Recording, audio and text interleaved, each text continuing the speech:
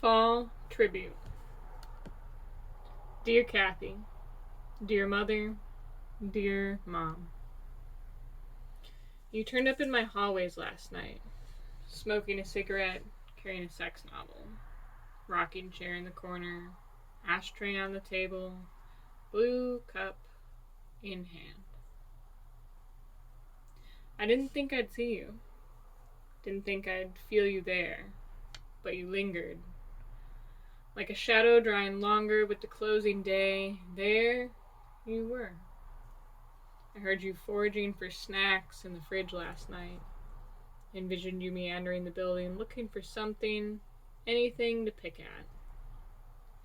I saw you on my ceiling, laughing at jokes as you were making them, laughing before you had even finished. I saw you wearing a red hat, ribbon trailing off the side, saw your dance moves as your body swayed side to side. I know the screams you heard reverberated down the halls of the nursing home we had put you in our attempt to take care of you across state boundaries. I even know you hated it there. You didn't feel connected to anyone. You didn't have anything. Just yourself and your thoughts. The thoughts that reminded you of abuse. The thoughts that drove you to addiction. The idea of lack of healthy attachment as a foundation for the development of addiction. I felt you last night, in my dreams. In the sunrise this morning, the pastel pink and blue commingling in the middle.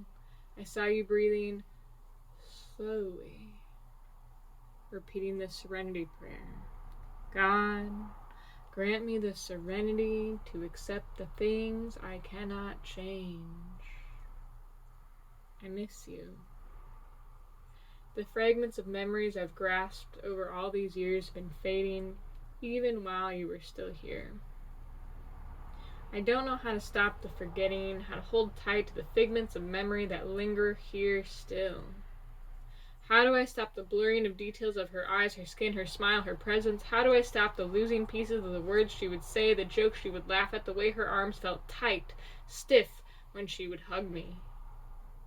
My heart shakes inside its cavities when I realize I can't get you back, can't return you to the living.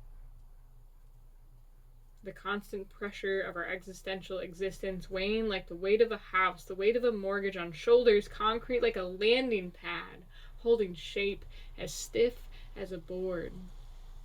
The pushing, like the awareness of a coming earthquake, leveraging against my lower back, upper chest, arms clenched tightly around sides as if trying to hold the self together. The knowledge that I will never again see your face, smiling, frowning, grimacing, angry, disappointed, disgusted, or anything ever again. I could have held you, could have put you in the foreground, walked away from undergraduate studies for a little while, highlighted true importance of connection for you, and I didn't. And I still can't take it back, even after a year has gone by. Pride in what your children have become. I know your eyes would glow. They always did, even if you couldn't remember what we were doing. Even if every time when asked you would say we were doing the same things we had done years ago instead of now. You were left alone with the needles, blood drawn, the machinery buzzing, screaming, yelling all around you. You were left with humans you did not know to care for you. And I was writing papers for my second to last quarter in a rigid school system that frowned on grieving and taking time off. A society that likes to drag us down through fear of being weak, through reality of taking a moment to just be and breathe. Even now, attempting to write another neuroscience paper, thinking of you and the way you danced, the way you sang, took the Chevy to the levee, but the levee was dry. And I can't even remember the name of the damn song.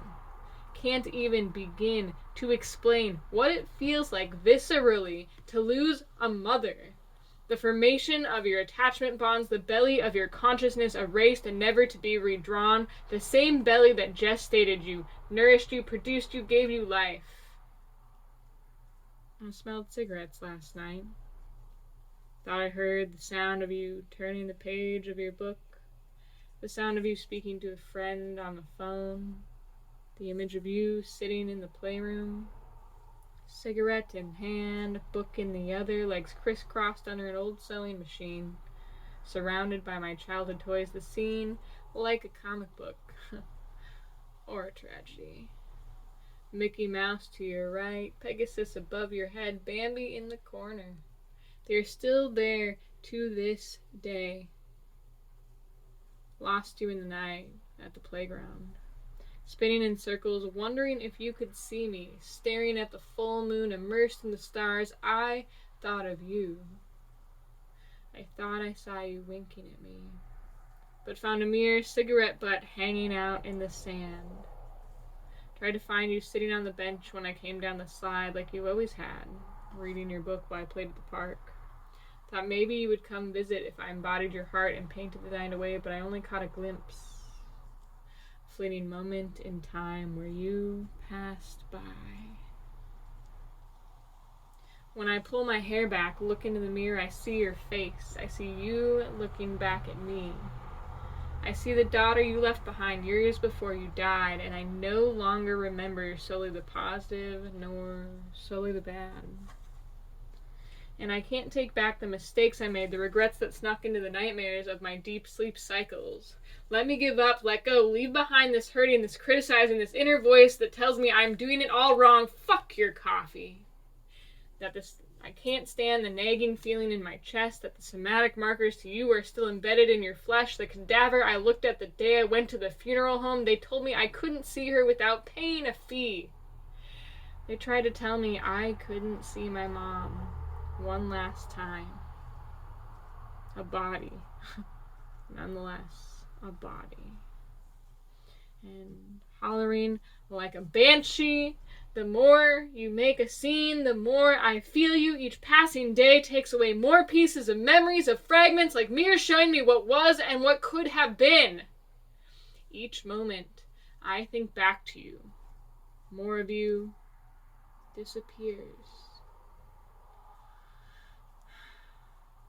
Memories already not so clear, the pictures, videos of you lost from the archive. Not sure how to bring them back. A year ago, you died. You were alone in a hospice bed. No person by your side, no words of affirmation, no words of love, no touch to convey you were important, nothing familiar to comfort your journey. I can only hope now we made the right choice.